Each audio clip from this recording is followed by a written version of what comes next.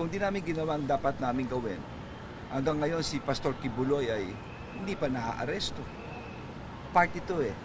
So, kung ano man demanda nila, karapatan nila yan. Sige lang, magdemanda sila. Pero of course, nakita nyo naman, ako'y private citizen na ngayon. Wala na ho ako sa gobyerno. I have to pay for all the legal fees sa ating mga abogado.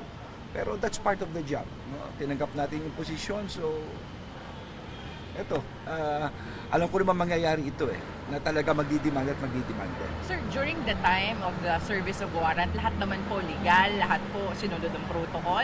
Well, yes, nakita naman natin na talaga namang on TV lahat, very transparent ang ginawa nila Chief Marbil, nila General Torre, no, nandun. At isang mensahe maibibigay ko sa lahat. Ang importante rito ay nahuli natin si Pastor Kibuloy. Napaka-importante po nun. No? Kasi kung tayo'y nagpa-pressure, tayo'y natakot, tatakot ka sa demanda, walang mangyayari.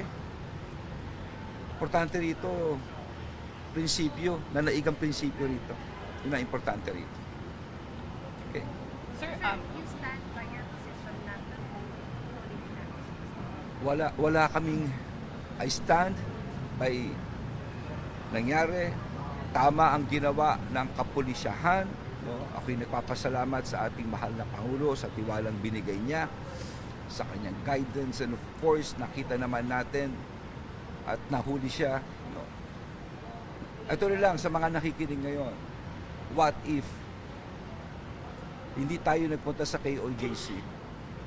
What if talagang umalis na lang tayo roon, kamukha nung unang raid, yung ganung pressure. Hanggang ngayon, nandiyan pa rin si Pastor Kibuloy. Huwag kayong matakot. Huwag kayong matakot. Basta alam mong tama ginagawa mo, huwag kayong matakot.